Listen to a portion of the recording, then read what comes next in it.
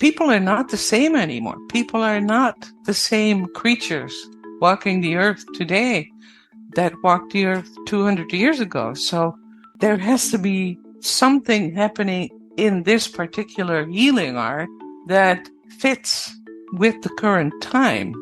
He came in and he said, I need something from you. I need a miracle. And I said, well, I just so happen to have this miracle right here that we just made last week. If you've got some homeopaths listening to this episode that have never done a trituration, give them like a 1-minute elevator pitch of why they need to do triturations. Okay, so let's say today's guest is Anneke Hogeland. Now, she is one of the co-authors of the Trituration Handbook, Into the Heart of Homeopathy. Now, personally, I believe that every homeopath should be taking part in triturations. I also feel that they should be taught in homeopathy schools, but that's just me, just saying. For anybody who hasn't been part of a trituration and would like to be, or would like to do your own trituration, this is the definitive textbook to teach you everything you need to know about it.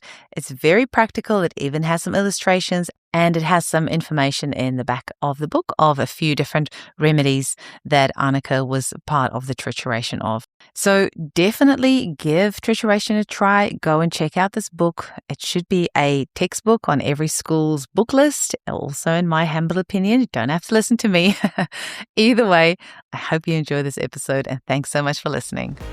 Welcome to the Homeopathy Hangout podcast, where we discuss all things homeopathy from around the world. And now our mum and your host, Eugenie Kruger. Hello, homies, and welcome back to Homeopathy Hangout, where I have such a special guest today for you, Anneke Hogeland. I hope I said it right, Hogeland. How would you say it? I say Hogeland. Hogeland, okay. Welcome, Anneke, welcome. Thank you. It's very nice to be here. Oh, I have been trying to get you on the podcast for a little while because I am obsessed with your book, The Trituration Handbook. In fact, I'm obsessed with triturations anyways, thanks to some of my homeopath friends. And I reached out to a few of them last year and I was like, what is the best book I can buy on triturations? And your book came up from everyone that I asked. And this really is the definitive guide. And you wrote it with Judy Schriebman, who unfortunately has passed on. So we'll just say, thank you, Judy. We're thinking of you. No kidding. Yeah, she was a huge part of that journey because I started going to seminars in the Netherlands when I was doing my homeopathic education. And I did a lot of training with Alice Timmerman, who was just starting triturating, right? So I did these early triturations with her at her place in The Hague and, brought them home. And then the three of us, Jonathan Shore and Judy and I wrote a book on bird remedies, but there weren't that many bird remedies around. So we had to make them. So that's where our local Northern California group kind of sprung up, who all were, once you've done a good trituration where you really have been in the energy field and have felt the energy of the substance developing over time just by, grinding and scraping and doing nothing much of anything else. That's where that group actually came from the bird book, because we needed more birds than there were. The birds that were in homeopathy were, I think at the time, eagle and probably swan. That had been done from blood. And we wanted it done from talons and feather. And the other one was a vulture. Oh.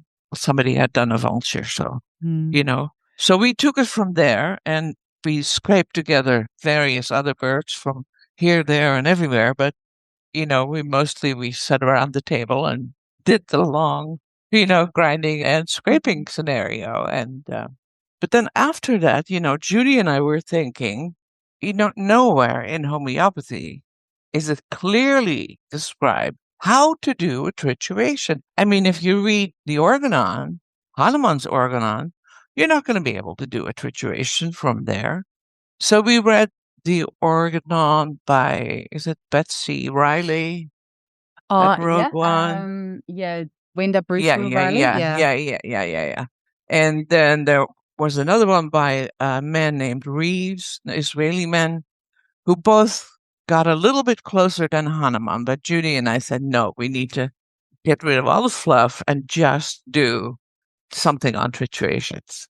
So, that was our plan. And we didn't really have a good plan in mind. We wanted to have the cartoons in there, the paper, so people could actually see what we use, instead of saying a tablespoon of this and a vial of that. We drew the whole thing out. We think, you can't miss it, right? This is described very well. I'm just going to pipe in here for anybody who's watching on the video, because we have the podcast, just the audio, and then some people watch on the video. But if you're watching on the video, I'm just holding up what Anneke means by the visual. Now, I'm a visual learner. So when I saw this image, it just made complete sense to me. And it might sound really silly because it's just a cartoon. But honestly, for me, seeing this, and maybe I'm stupid or something, but seeing this, so, okay, there's the image. Okay, so I do that. Okay, that goes in there. Okay, then bang. It made complete sense to me when I saw it that way. So, but the description is really clear as well. Now, I've got a confession to make, because I was making a mistake when I was doing triturations, and that was once I had done to C4, I would then take some of that powder, add 99 drops of water as a cut, and then I would call that a C1. But your book corrected me, and that then is actually a C5. So I don't know where in my education I missed that part, but in your book with the images, it actually clearly says, okay, now this is C5. And I'm like, oh, I've been doing it wrong, which probably is not a major problem, but still, I should have known that. Well, it's just, but it's just because it isn't anywhere else. So then the other thing we didn't want to do with this book is we didn't want to confuse it with a lot of other books in homeopathy. We just wanted to stick to triturations. So we did some of the ones. I think the one that's in there is a kidney stone, where we actually triturated, and we did that twice successfully. But, just think of the implications of that, right?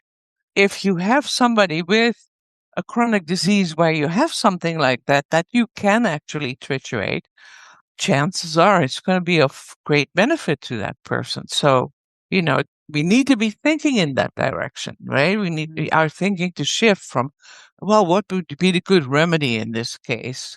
And I think the one remedy we describe, which is really interesting. So we had Alisa came to the United States, and it was a seminar on the treatment of cancer. And at the beginning of the seminar, we read this thing from Witold Ehrler, who's one of the German people who really followed the organon to the letter, to the old. So he never stopped. And the first remedy that he made is he made nicotine, because he had a friend who couldn't stop smoking. So he thought, well, I'm going to make a homeopathic remedy. And he went to the library, found an organon, and, kept on going on this thing. And as he went to higher levels, more and more information kept coming up. So then this man was not a homeopath. He's really kind of, when I met him, I would say overgrown hippie, would describe him perfectly, but he didn't understand what was going on. So he contacted some homeopaths in Germany.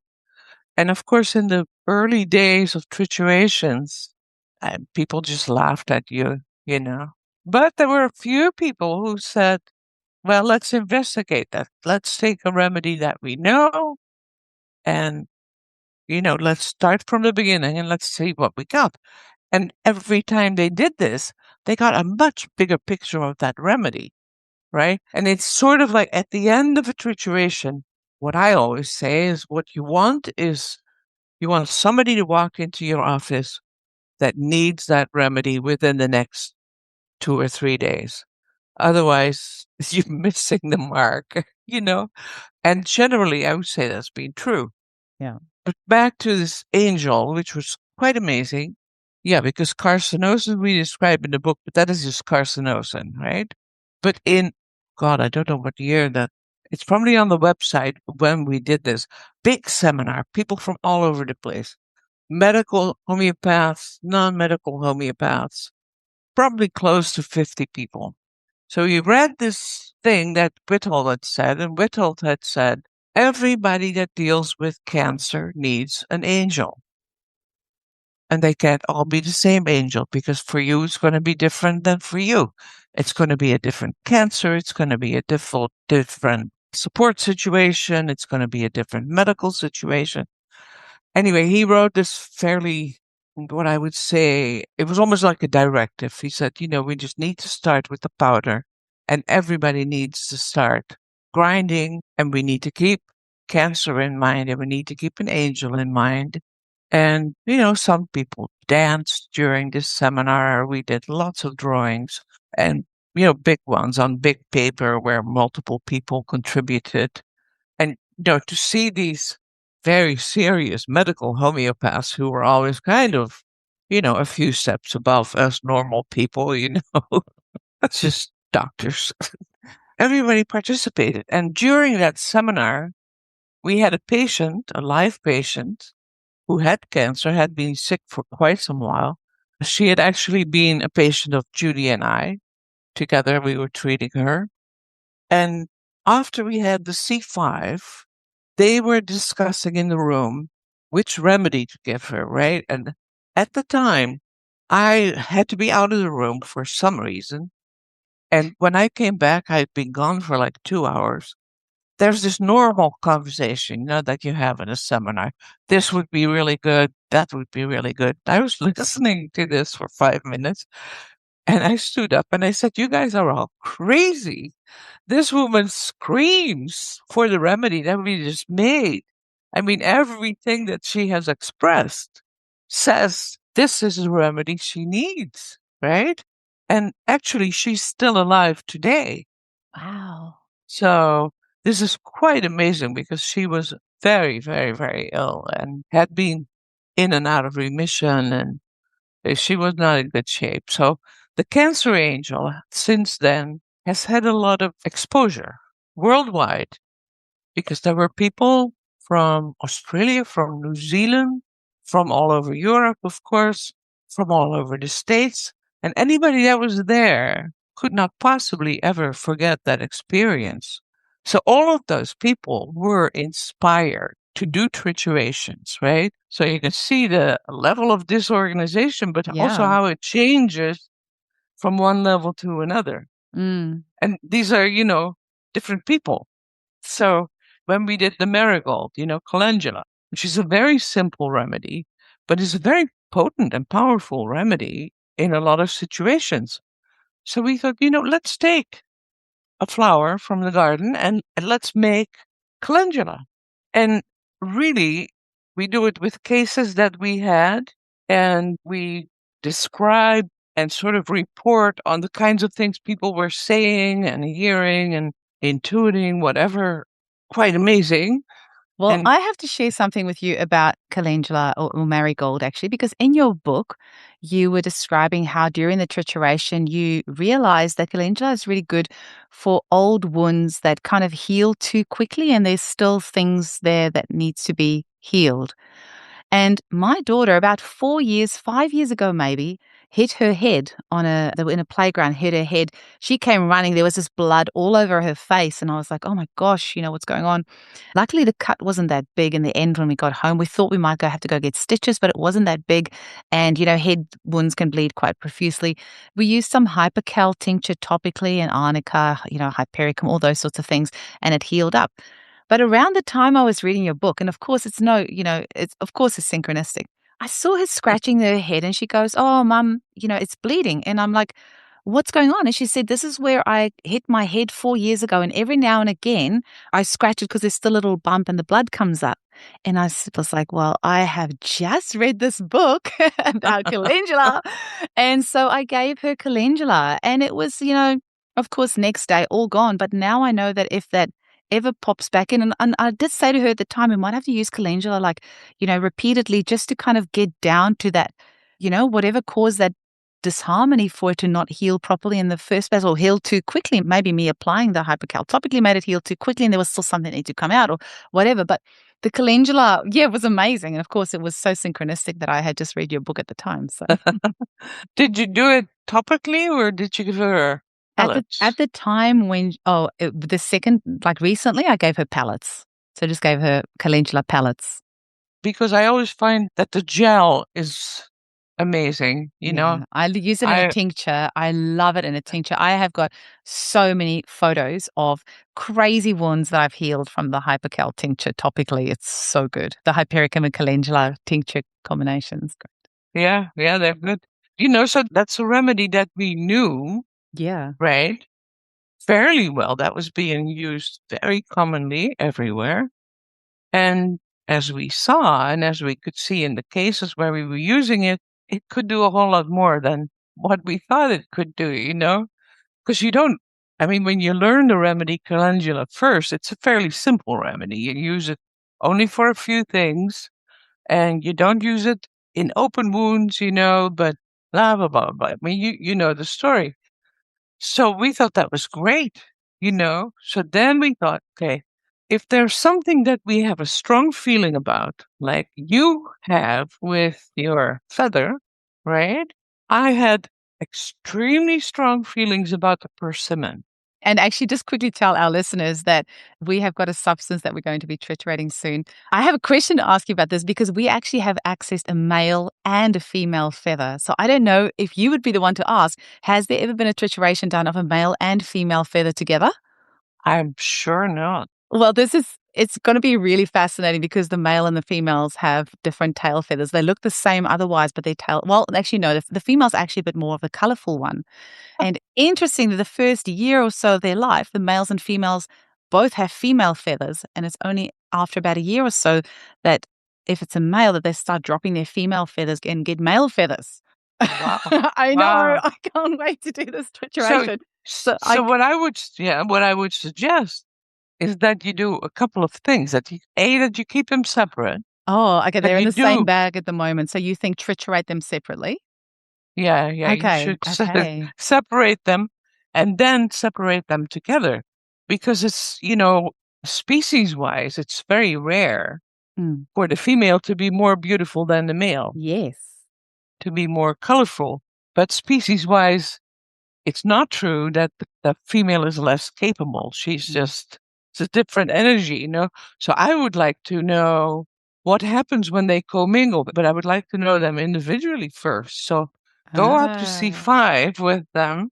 Yeah. And then put the feathers together and start the process from the beginning and take the two of them up to C5 and see what comes up. It might be all the same. I don't know. It might be that you come up with very much the same information. Yeah. Because the essential bird is the essential bird. And, That's what I was wondering. And it's not, it's all synchronicity, but, I said that I will triturate this substance if it reveals, like, if the feather falls on our land. And, a friend came and gifted me a male feather. And then later on, she gifted me a female feather. And I said, oh, okay, I'll do it. But I told the universe that I wanted to drop it on my land. And then I decided to go for a walk after she'd just given me this feather and I was walking on our land. And I was like, I just really would feel better if it was on our land. And of course, I look up and there's a female feather. It was about 1 meter outside our fence, just on public land.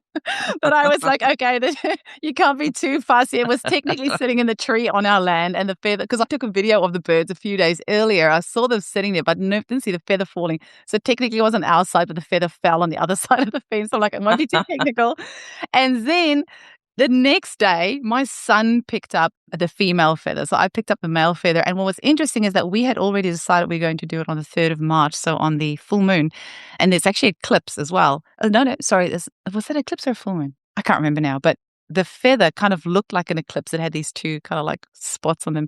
Anyway, like when I start talking like crazy speak like this, I know that what that's like, right? When you decide that you're going to do the substance, these things just come towards you and synchronicities happen and it is wild. You can't make this stuff up.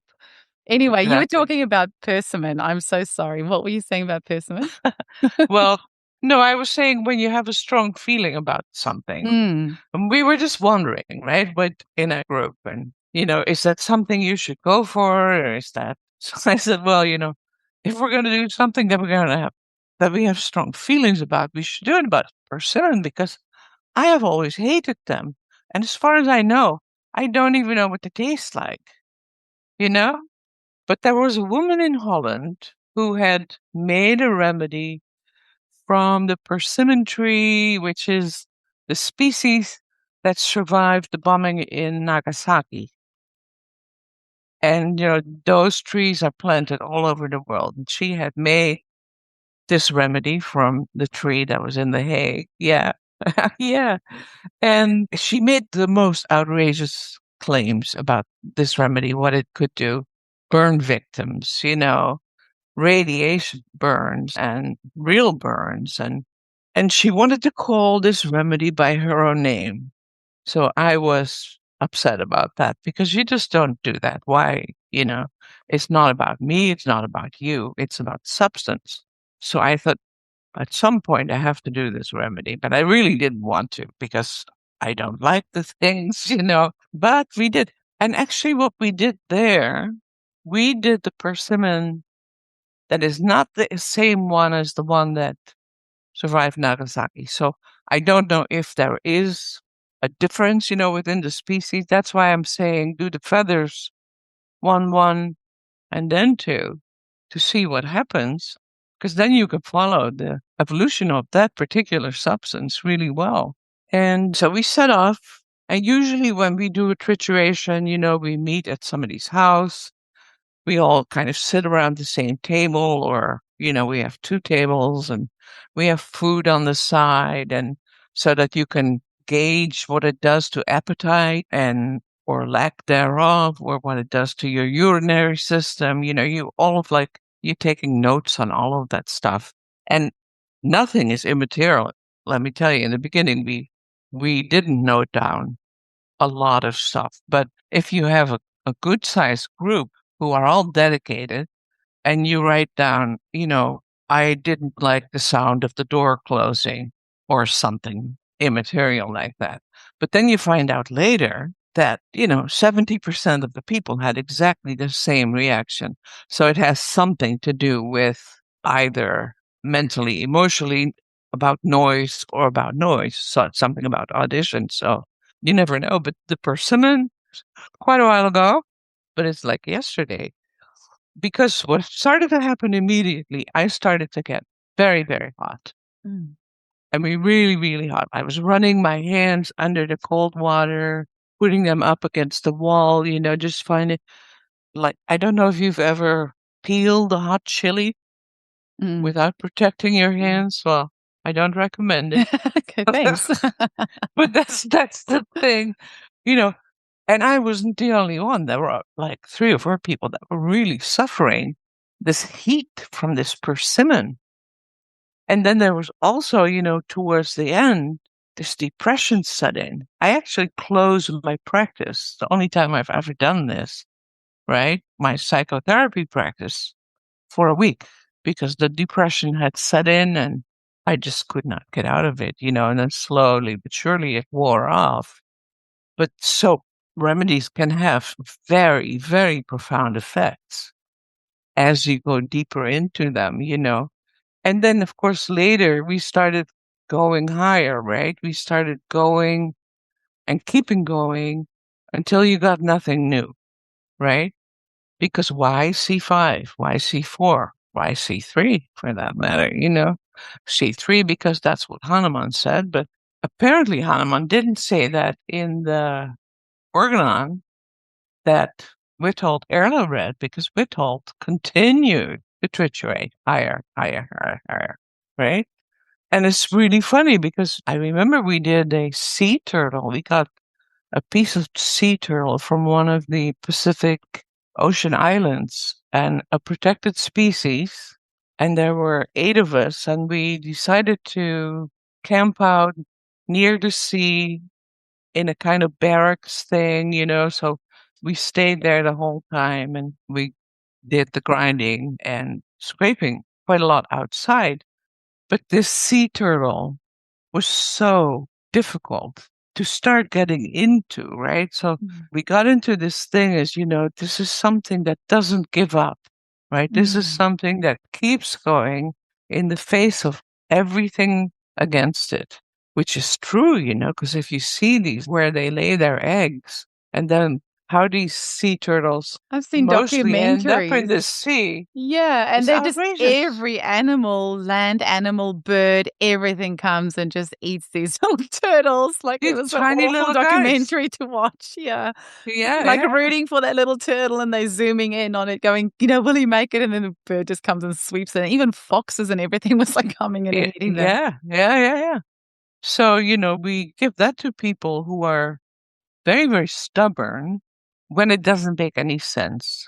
You know how that is, like somebody's telling you that's a palm tree over there, and I'm going to tell you you're crazy because it's never been a palm tree. It's always been a fir. Something like that. And I hang on to my stubborn interpretation. But that's when you want to think about a remedy like that, something in nature that can mimic that behavior, where you can actually make a big difference, make a big splash. I have a question for you about the depression, though, because that is the one thing that I always come back to. One of the triturations that we did about the cassowary, when I found out that the emu the feather has got two like spines, it's got the single entry point and then the two spines. I was like, oh my gosh, that's amazing. And I got in touch with Dr. Paul Terrio and he said, well, emu has been done, so why don't you do cassowary? We found a cassowary feather, but we had so many accidents in that. Me and a friend of mine almost died in a car crash. Like we almost had it was crazy. It was 110 kilometers an hour on this highway. It was raining. There was a truck going up a hill, cars coming from the front. And then this car just pulled in front of us. And if I wasn't acutely aware of what was going on, we would have been toast. Then this friend's husband witnessed a huge car accident. One of the other triturators, she actually broke her ankle as she was walking down to start the trituration. And then one of the other triturations in our group, she was in a car accident after we finished on her way home in a big car accident. And now 3 years later, she's still got back injuries from it. So I won't lie. This is one thing that myself and, a few of my homeopath friends have had a few conversations about. It almost feels that if you go into kind of like a soul contract with a substance when you sign up to do a trituration, because if you are saying, yes, I am willing to offer my body and soul to bring it through the message that you want to give to the world and how we can heal people. But sometimes there is a price to pay. And some people talk about using various energetic protection methods, like, when you're opening the space and you're asking for, whoever guidance to come in and protect the space. And when you're leaving for the day, you're closing that space. But I almost feel like we can do as much of all of that as we want. But if there's something the substance wants to show us, it's going to find a way to show us. So I don't know, maybe if you know a magical way of protecting us, let me know. But it does sometimes feel like this is something that we need to warn people about, because that, I won't lie, that really shook me that, she was a client, well, still is a client of mine, but she came back and she's like, I've still got a sore back after that car accident 3 years later. Wow. Spent a lot of money on lots of chiros. And I feel awful because I'm like, is there something more that we could have done to protect this space? Is there extra guidance or an angel or something that we should have called in to try and protect us? Or even think of something like salmon, Jeremy's salmon proving, where most of the people end up falling pregnant. If I was in that proving group, I would be so annoyed because I have two amazing kids. I don't want any more, but I would be really annoyed if I was in that proving. And actually somebody else told me, and this is somebody who really does do, lots of work to protect the space. And they were proving one of the venomous snakes. And apparently there was lots of lascivious behavior that happened and people leaving their partners and all sorts of interesting sexual things that happened in this proving. And then also there's another person recently who behaved awfully towards me, awfully. And she is now blaming everything on the triturations that she's done. But she did do 11 triturations in something like 3 days. So I don't know if that's it, but she's never taken ownership of how awful she's been to me. She's just blaming it on the trituration. So I have a twofold question. Can you blame your behavior on the trituration? And is there something that we can do to protect ourselves so we come out of it? Well, yeah, I think you can have various items around you and you share what those items are. I usually have turquoise for protection. Almost, I don't think anybody knows me without having something turquoise, right? And I like the purple stones. The purple stones are important. But whatever is a sacred substance to you, a rock, a book, some music, something, we did get fairly serious about that too, because we also didn't want people to leave after a trituration and get in their cars and, assume that the world was the same as the one that they left a couple of hours ago, because it's not. So a ceremony for opening, right? Having some things. I usually have with me a dowser. I don't know if some people douse there, but the dowser might indicate whether you need a break or not. I mean, doing 11 triturations in 3 days, that's like saying... And then releasing a book about all these triturations only a couple of months after, and courses and teaching other people about these remedies that have been triturated only 3-4 months ago. It's a wacky world out there. I tell you what, it's the wild west of homeopathy. Yeah. Well, yeah, you could call it that. But, I would also say that in the end, whatever she did, it will make a contribution. It's going to take a whole lot longer to comprehend because it's muddled. Because if one thing isn't finished acting inside of you, and in your energy field, how can you let something else in? I mean, that's creating a disturbance, right? 100%, that's my feeling. But then also going from one level of the trituration to the next every 15 minutes. So not doing the full hour of grinding and scraping, but just intuitively feeling that now is the time to go up to the next level. So, because I always play devil's advocate for myself, and I'm always trying to remind myself that there's so many things that I do in homeopathy now, like combination remedies or whatever else that I always said I would never do. So I'm always trying to think, is this the new way to do it? In 20 years' time, am I going to say that going up in a trituration level every 15 minutes and doing 11 remedies in 3 days is actually the way to do it? And maybe I've just been doing it wrong this whole time by triturating an hour. I don't know, well, Anneke, you tell me. Well, in the book, in those days, we were pretty serious about 3 and 7, right? 7 grinding, 3 scraping. We always had timers. And then we somehow experimented with 6 and 4. Why does it have to be 7 and 3? Just because Whittle did it that way doesn't mean we have to do it that way. Let's do 6 and 4, because sometimes the grinding is very tedious. And if nothing is forthcoming, why do you need to stay there? So I think you can I think you can experiment with that, but if you know the remedy to your satisfaction when you are done with the process, that's what you want, right? That's what you want. I had an old Russian man who had been through the Leningrad hunger winter with his wife. He had been my patient for years. And he had prostate cancer. And, I just gave him things to, in a way, palliate his situation because I didn't know. His English wasn't that good, and he had obviously suffered a tremendous amount. And also at the time, what was happening at Peter Chapel. Did you ever hear of Peter Chapel? I did, yeah. I interviewed had him to say, and I was trying to get Peter on the podcast, and he passed away just before I could get him on. I was heartbroken. Oh, yeah. Amazing, yeah. I had he came to California to do, I think he did 3 seminars for us. Very interesting man. But anyway, his remedies were coming in, which were basically sound files. Yeah. So we're playing around with triturations. We have the sound files. I have loads of C4, C5, C6, C7 remedies sitting around, and I keep giving this man, various things. And he's quite happy coming, and he brings his wife, and we have a cup of tea, and we have a chat. This was after we made the Cancer Angel. He came in and he said, I need something from you. I need a miracle. And I said, well, I just so happen to have this miracle right here that we just made last week. Here's what I prepared earlier. No, but I mean, it was so apropos because the seminar was over on Sunday and this is a Tuesday, right? And this man is asking for a miracle. So I gave him this remedy and I gave it as a solution so that he could take it as often as he wanted to and succuss each time in between. And gosh, he lived.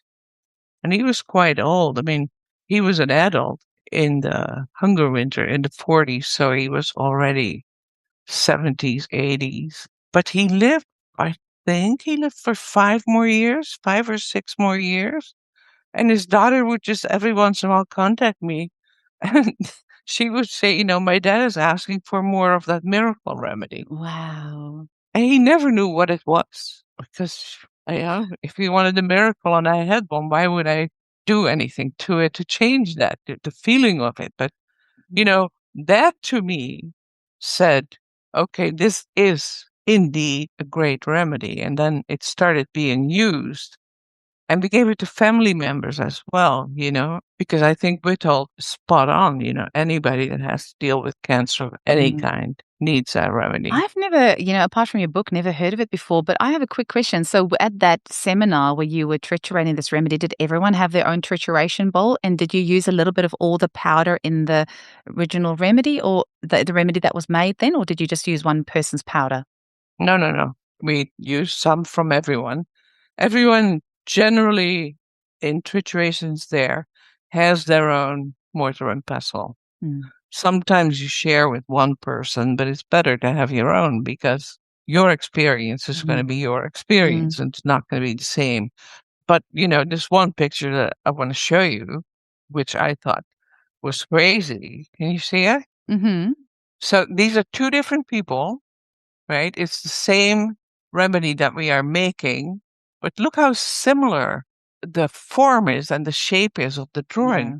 So, you look at things like that, and I cannot tell you how different these two people are. I mean, this is the magical. I really wish more homeopaths would do triturations. And in my opinion, it needs to be standard in the curriculum in all schools. So, when I started the Australian branch of the Centre for Homeopathic Education, Marcus Fernandez was like, Eugenie, you can add your own flavor, whatever you want. And I'm like, great, we're doing triturations, which was also why I ended up getting your book. Because I'm like, well, if I'm going to teach the students how to do it, I better make sure I'm doing it properly.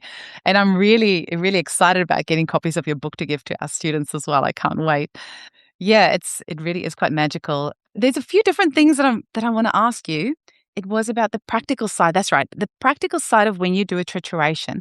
So, because as what we tend to do is we only, for the hour that we're triturating, everyone will be quiet and you'll just write down your own notes. And then at the end of each hour, we'll share our notes. But you're laughing. But what I sometimes just the actual practicality of it is sometimes I'm grinding with my left hand and then writing notes with my right hand. But then what I did recently is I just had my cell phone on notepad and then I had the voice to text. So it was as I was triturating by myself when I did the fringed violet recently. And so I was triturating and then just speaking while I was triturating and it was just doing voice to text, which was really great. And then, of course, it never spelled the word trituration correctly. So I had to just go in and use it would write situation or things like that. And I had to just find all the situations and try and change into trituration. But practically, what have you found works best? Well, we all have, in the beginning, it was very important that everybody be quiet. And I did one big trituration in The Hague with Whittle and his girlfriend and 50, 60 people, right? And Whittle was very, very strict about quiet, And then what he did, as people started to relate their experience after the round, he started cutting certain people off. And I thought that was really interesting to watch and to see. So he was already registering things in his head. And if other people didn't go in that direction, he would just throw it out, which I thought, there's something not okay with this because A, it's not very respectful to the person that's just been working for an hour. And who knows, there might be something in there, So I think we just started talking, not chattering and everything, but if something came up that wants to be said, then you just have to say it and keep going and not get stuck on it. But, you could say something, I'm experiencing these kinds of thoughts, right? You can say that. And then other people might fall in And it might actually synthesize the process more, right? Because I remember one tumbleweed actually is in the book, tumbleweed remedy. Do you have tumbleweeds in Australia? You must. We did, yeah. When we crossed the Nullarbor, I saw something that was like tumbling across, and I was like, "Oh, that must be a tumbleweed." Yeah, I don't think we have them here, but when we did cross like the Nullarbor, and then we saw something go across the road Okay, yeah, horrible things. And we have them in the Southwest, and they get huge. They get like 6 feet big around.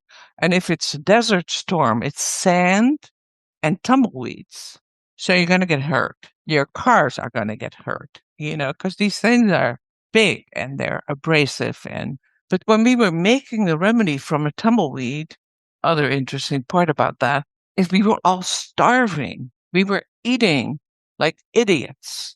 Like, I had scones and butter, and I think we ate 3 pounds of butter in a span of 3 or 4 hours, and people had to go to the bathroom all the time. They had to pee all the time. It was so crazy, and so you can't not notice that. Somebody that's just eaten half a loaf of bread and butter after 10 minutes needs the other half. You have to notice these things, and you have to. Mm. And there were 6 of us, and 3 of them had never done a trituration. 2 of them knew what a trituration was, but the other 3 were just visiting as friends, and they decided to participate. It was amazing. And my dog was eating like crazy too.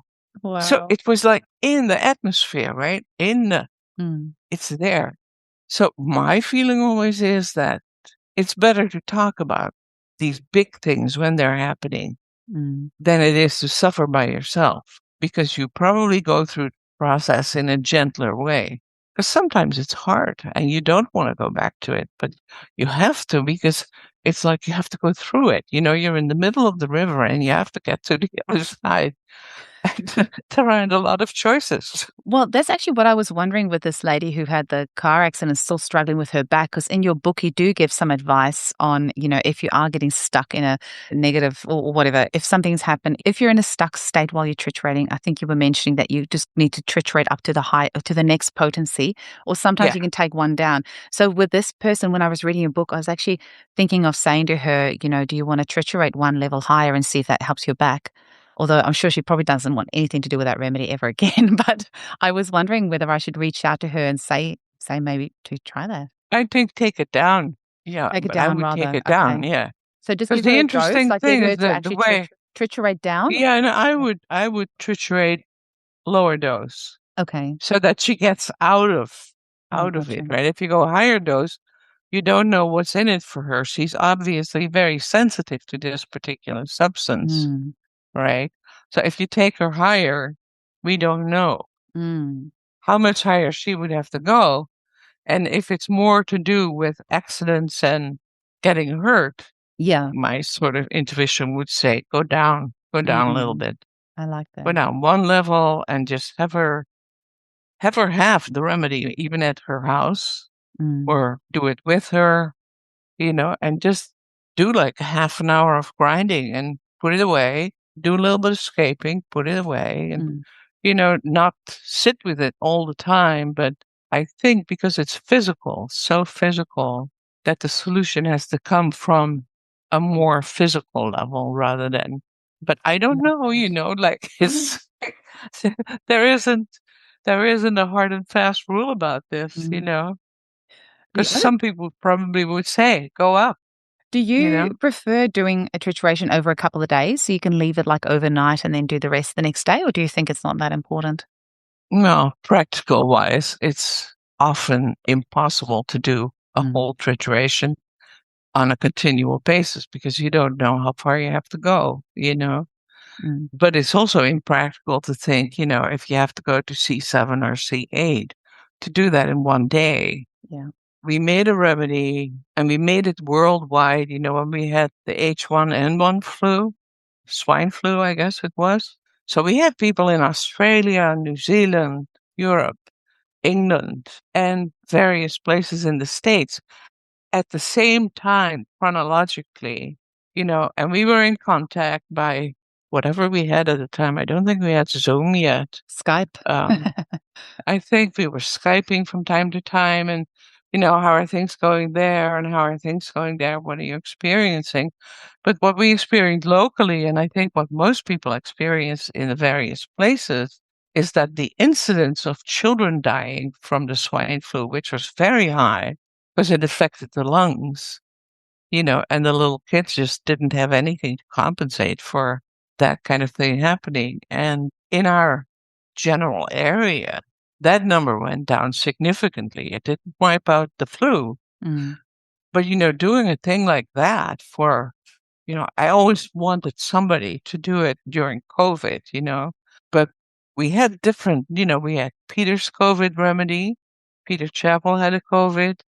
And the woman in Seattle, Elizabeth, what's her last name? I don't know. She had a pharmacy, a homeopathic pharmacy, and she did all of her own triturations.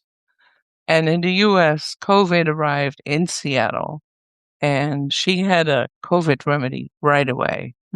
She was first thing she did, came in the country. She didn't doubt it. She just said, we're going to need this remedy. And then I ordered it from Portugal, a little while, right? And it came in the mail and it got stuck in customs.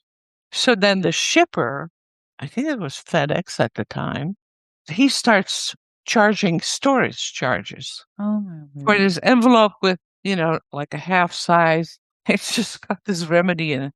And we always used to call them potentized vitamin C. Well, customs wanted to know what was in it. Potentized vitamin C. It's vitamin C that people grind down in a mortar and a pestle. And for some people who are ill, we make up a story, but we all had the same story. That's a good one. But so I finally, after months, I said to them, how much will it cost me to get this remedy out of customs? And by the time I would have paid the storage charges and the customs charges, it would have cost me $200. That's ridiculous. So I said, send it back. So then Elizabeth sent it to a friend on the East Coast. And when she came, she brought it. But, there was a good year and a half, I think, because people weren't traveling in the beginning, right? Because there are ways to bypass that. But well, I have to say, Ambika Waters has a genius idea. So between her and her students, they're using dissolvable paper and then just putting the medicating potency on the dissolvable paper, then just posting it in an envelope. And when you get to the other side, you just put it in your alcohol. You have your remedy. Oh, wow. I know. Good. Where there's a will, there's a way. I'm sure she won't mind me sharing that, but I thought that was pretty genius. Yeah. Well, she's from part of Arizona that I know pretty well. Oh, because Jim's parents lived there. They retired there. And so I visited very often towards the end of his mom's life. His dad died fairly soon after we met. Anyway. Well, I have another couple of questions for you because me and my homeopathy friends are very big fangirls of your book. So I texted them early and I was like, what questions do you want me to ask her? And so my friend Janie Lavelle, who is in Ireland, and I have to say, the reason this bird feathers are chopped up is because I cut it into 4 equal parts, the male and the female, and I posted one to Melbourne to my friend Sarah Valentini, and one to Finland to Reita Pojoinen, and one to Ireland to Janie Lavelle. So Janie Lavelle, so we're going to triturate it together on the 3rd of March. So Janie said, yes, I would love to ask her exactly about she sent a message earlier. So she said, in your experience of conducting triturations, have other substances, animals or plants, revealed themselves to you while you triturating another substance? And if so, how do you understand this and how do you feel this happens? So she gives an example of they recently triturated holly and then a jaguar kept on coming up. And then when they were triturating chocolate, hedgehogs kept on coming up. And when they did Staphysagria, lions kept on coming up. So have you ever had this where you do one substance and then another one comes up along with it? No, I don't think so. I don't think I've experienced that, but I would interpret that as the energy of that particular animal having something to do with what's going on in the substance at that time. So when that animal shows up, something's happening in the substance, in the trituration. So it's an important point when something else shows up. because in many cultures and folklores, animals are friends who come into the picture to help us, right? Sometimes they come into the picture to devour us. You don't know, but you need to know what's going on in the primary trituration when these creatures show up, because there's got to be a relationship, and I like what she says that, they're not doing an animal and another animal shows up. That I wouldn't like. That sounds messy to me. What are you doing then? I mean, what are you getting into? But I think something showing up, that happens all the time. I mean, you know that. And the most unexpected things. Think about the things that you dream about when you're doing a trituration. It's like, oh, well, that was interesting. You wake up in the morning and you write it down, but for me, I have done hypnosis for a long, long time. So the subconscious mind part is very, very important, where you're just in the energy field without, your frontal lobes. You don't really need them. They're language machines. They're not the feeling, emotional arena. But the dream world in almost all triturations are very unusual and no. Well, I have a question for you about dreams, actually. Do you have a hot tip on how you can better remember your dreams? I've been trying to keep a dream journal, but I have found that if I am just like a little bit quiet in the morning and I don't hop straight on my phone or something, then if I can get like a little thread of the dream and I just stay quiet long enough, it can sometimes come back. But if you got any other hot tips? Yeah, I do. Actually, there is such a thing as lucid dreaming. And you probably can look it up on the internet and find out a lot of information and probably get some YouTubes on it, because there are a number of tips, and I think especially in this day and age, when we are so impulse driven because stuff's coming in all the time from all directions. So to become quiet, and to become, even in your dream world, to become a participant and an observer, but not an active doer. You're not pushing it in any direction. Although you can actually direct your dreams, but you give yourself certain instructions before you go to sleep. Not like, blah, blah, blah, blah, do this, do that, but, just suggestions like, I dreamt about a little boy with a red jacket, and I would like to know more about that little boy, or whatever it was, and then very often you'll get more information, but you sort of ask you ask the universe, help me out here. I would like to know what this is about, right? We made a remedy and we didn't even know what to call it.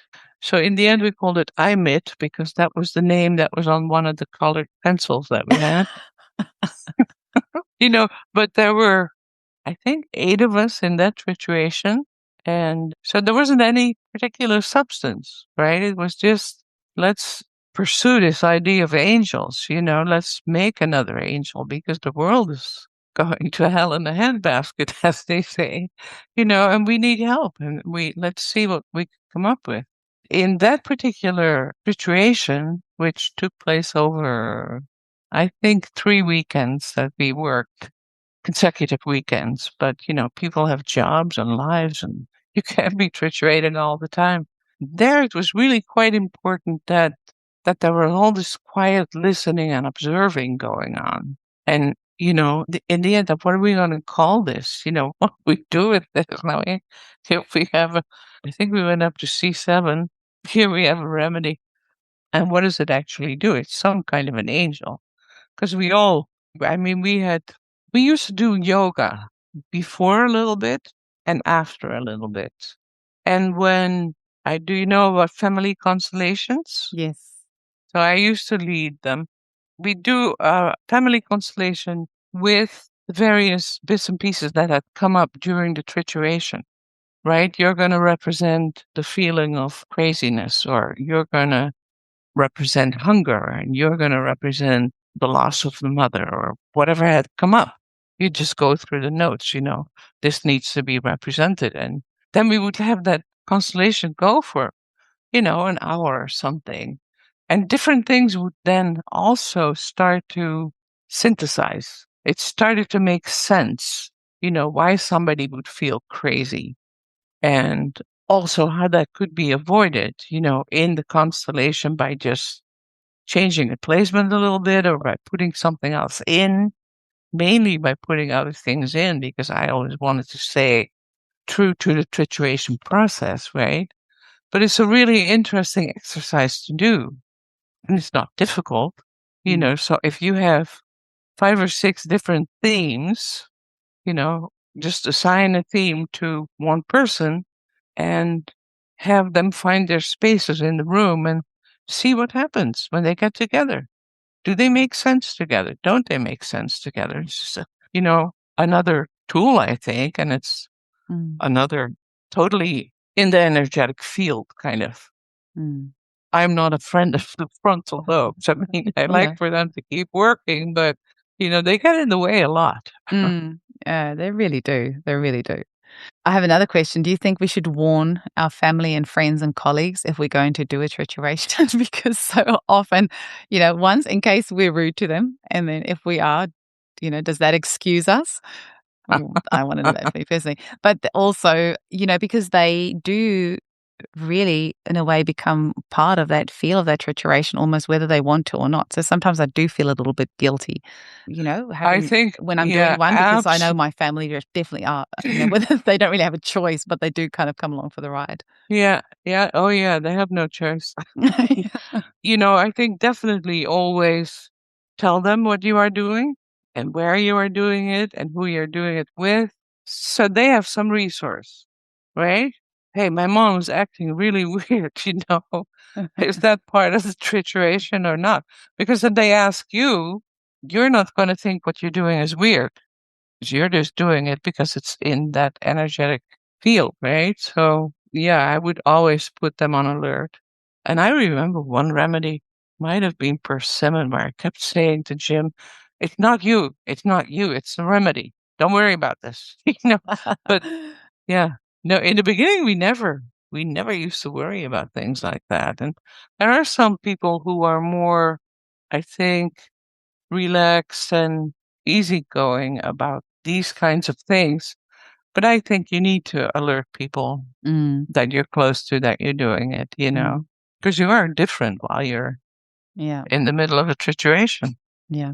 You can see I'm still clearly processing my issues, because I'm not happy about this person using her awful behavior as part of the trituration, not taking responsibility for it. So the amazing self-reflective learning exercise that has come up for me from, this experience, is exactly these questions like, wow, this has happened. Is it ethical for somebody to then just blame their behavior on the remedy, or is there some sort of personal responsibility that needs to be in there? And then if we're going to do this, do we need to warn the people around us? And it's really interesting. I mean, this is why I love this job. You never run out of interesting conversations you have in your own head about what exactly is going on here. Yeah. Well, and the other thing is, that puts a good thing that you're doing is being in contact with people in different places who are doing similar things. Somebody you might want to talk to at some point is Kim Kalina. Do you know her? I have her booked in a couple of weeks. So she was scheduled in about a year ago. I think about a year ago, and then things happened, but she has rescheduled. So I think the 3rd of March, exactly from now. Oh, I have to go check. I think it was the 3rd of March. I can't wait to speak with her. I'm really, really excited. It's been a long time of trying to get her on too. Very, very interesting woman. Yeah. And very spiritual and also grounded at the same time, which that's doesn't the seem important part. So I think spirituality that's not grounded is where things get scary and wacky. And there's lots of ungrounded, especially these days with social media and things, all these ungrounded spiritual people out there. I clearly have more issues to process. Sorry, I thought I'd process all this stuff that had happened, but clearly I have not. So I'll just air all my dirty laundry on the podcast for everyone to listen to.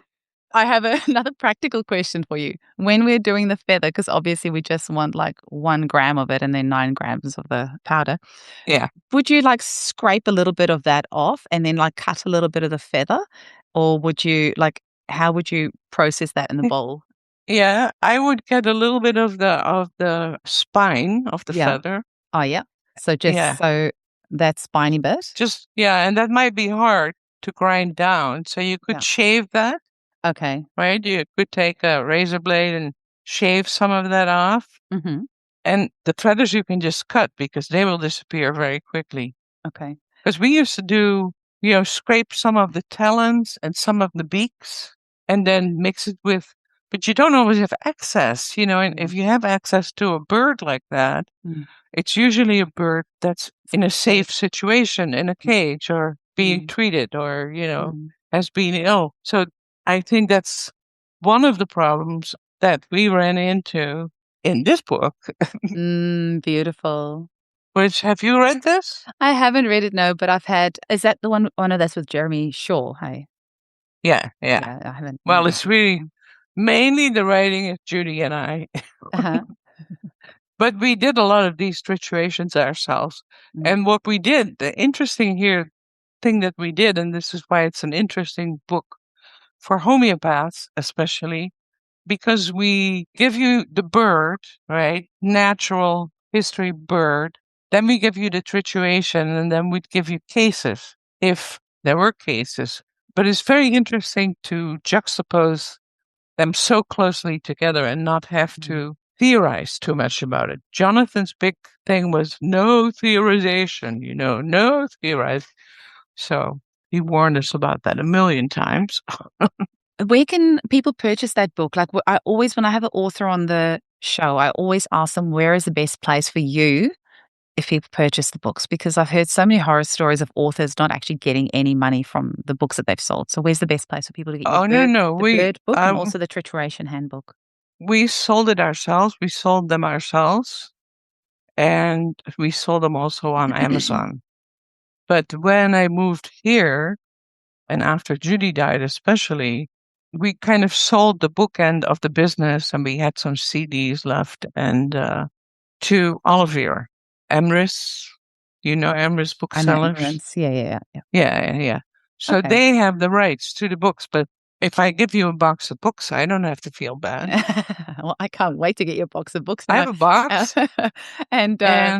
And spoiler alert for our students there, they've got something exciting coming their way. Yeah.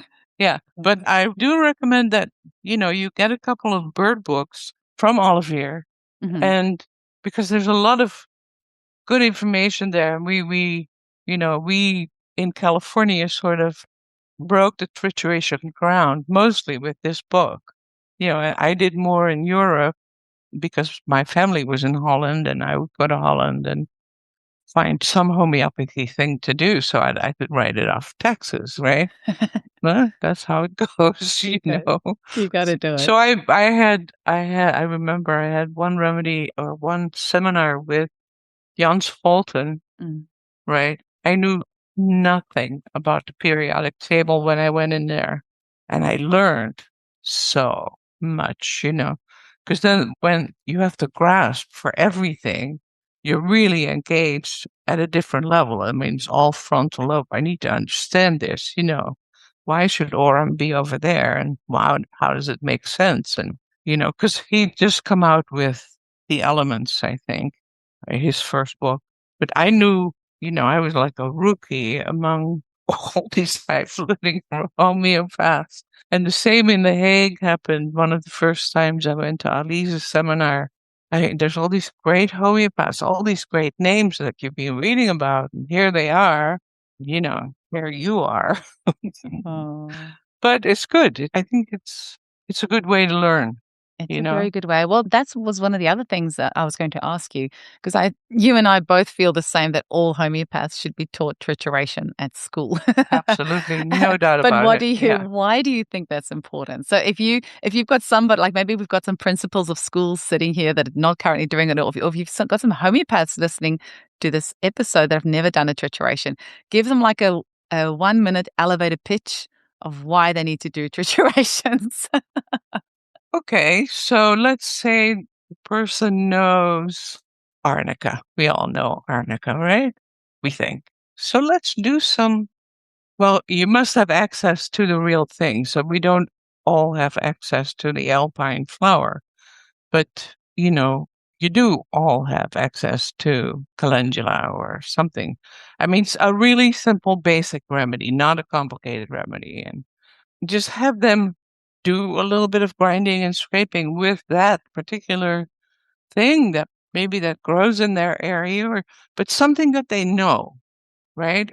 A homeopathic remedy that they know, and see, have them experience that information will come to the surface from the substance that is going to match a lot of what we know about these, because all the remedies in homeopathy that we know really, really well come from some kind of herbal knowledge or, there's a lot there. So anyway, it's all interesting stuff, and it's sort of like, well, okay, you may not want to do this all the time, but I'd like you to give it a try with something that you know, just so you can experience it and so that you can see whether it's useful for you to do, But the woman that's doing 11 remedies in 3 days, that worries me a little bit because... Worries me too. How do you know?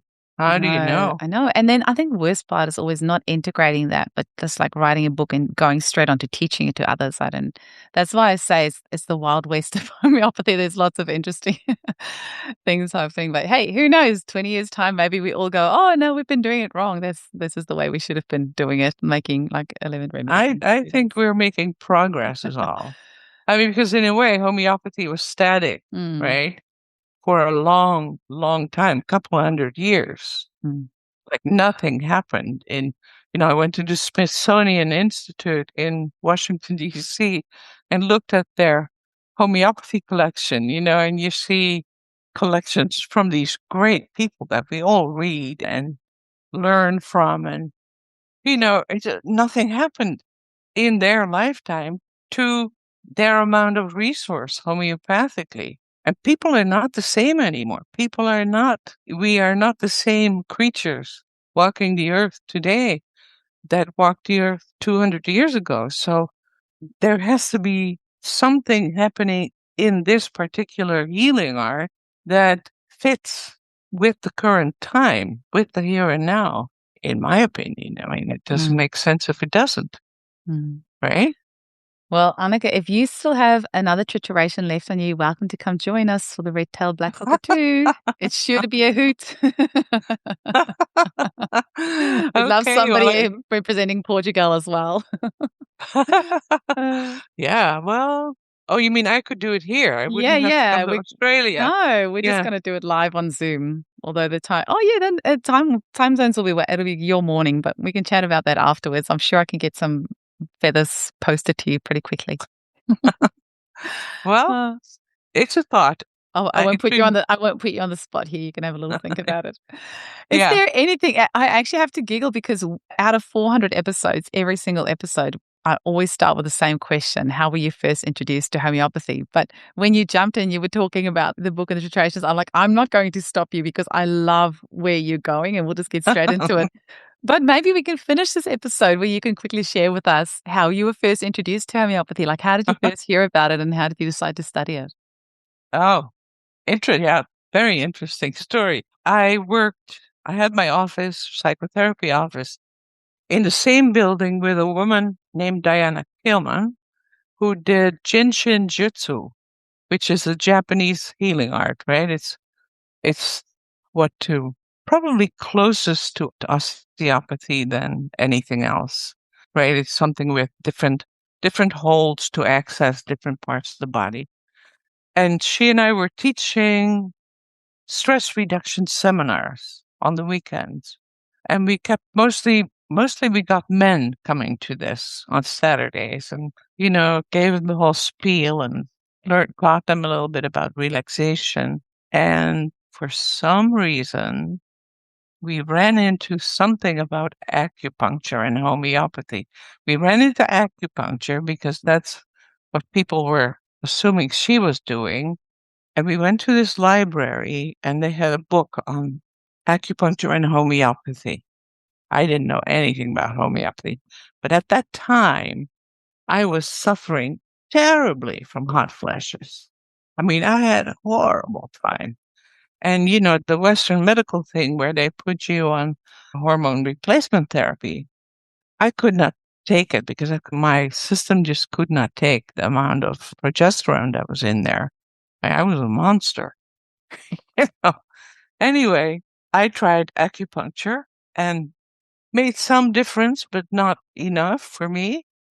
So then I went to this homeopath, Jonathan Shore, actually, who was in our neighborhood. And I went to see him. And at the end, a long, rambling story that went all over the place, in my opinion, he said, open your mouth. And he threw in a whole vial of sulfur. Right? And he threw in the whole vial because, of course, you can take one pellet, which is the same value as 100 pellets, but he wanted pharmacists to make money too. And the pharmacy actually was in the same building. There were a couple of homeopaths in there.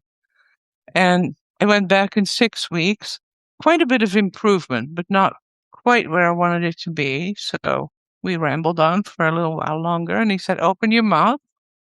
And he threw in a vial of sepia. I mean, and after the sepia, my hot flashes were completely gone. So the sulfur and the sepia, it's like, it almost sounds beyond dumb, Yeah. This is just what you would do. But it sure helped me. So then I got really interested in homeopathy. And Diana and I decided to go to homeopathy school in San Francisco. So we did 3 years studying there with Richard Pitt and various people who come in and do guest lectures and stuff. And then after 3 years, you start kind of practicing right away anyway when you know about it, because there are some things that are just so obvious. There is one of these great picture books, and it's like where it puts a body type with every remedy, and it puts the substance and the various things, and it's all big letters. It's almost like a children's book, Beautiful. I put that on my coffee table in my office, when people got really interested. So people got interested in things like calcium, and the Kali's, because the Kali's were portrayed as these accounting type people, and the body types that they showed up with were so different. And so, happy as a pea in a pod in homeopathy. It just fit with everything else that I was doing, because I was always looking for new things to help my patients, because I specialized in trauma. So I got some seriously disturbed people coming in, and I wanted to be able to help them all. I knew the tools had to be there, so you just have to keep looking. And if you find something that fits you, where you can actually benefit another human being, then that's the direction you follow. Absolutely. It sounds like between the psychotherapy and the hypnosis and everything else that you're doing, it sounds like a great combination. If you look at it like psychotherapy, and then immediately after I started my private practice, I realized I needed more than talk therapy. So hypnosis. So I went to this hypnosis person in Berkeley and said, hypnotize me. And he said, why? And I said, look, I want to know what it's like. So he did. He hypnotized me. And I, in that particular session, resolved a relationship with a friend. My friend lived in France, and she was going to commit suicide. And we had been talking about that. But in this, and I didn't tell him anything. He just hypnotized me. This all happened subconsciously. Then I went back 3 weeks later and I said, okay, hypnotize me again. And again, he said, why? And I said, well, I want to know a little bit more. And again, I had this thing happening totally in my head where all these boxes started fitting on each other, out of a big pile of boxes there grew this structure. And what it meant, I didn't know. But my friend in France did not commit suicide because I saw her in a little submarine and she had everything she needed in there.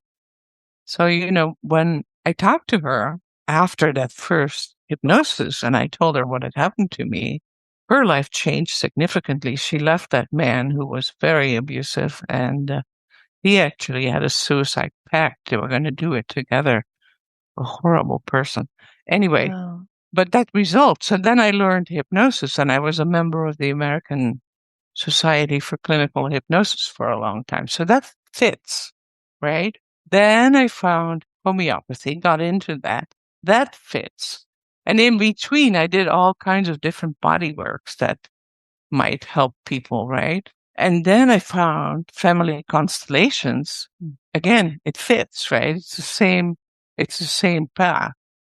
It's a slightly different tool, but you're still working totally in the energy field. And that's why I think most of the solutions of most of our problems lie there. You know. Anneke, I could talk to you all day long, but I just got a text from my husband going, "We're about to have dinner. Are you joining us?" So I should probably go home and have some dinner.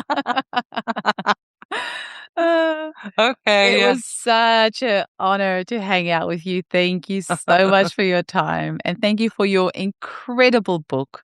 It's such a service that you've given to the homeopathic community by writing this all down in the easy to understand way that you have. And then also, I love how you talk about the triturations that you've done yourself and the experiences, and that is really powerful. So thank you for this beautiful body of work. And thank you to Well, Judy as thank you for having me on. It's been very enjoyable. A pleasure. All the best. Have a great day. All right. Take care. You too. Bye.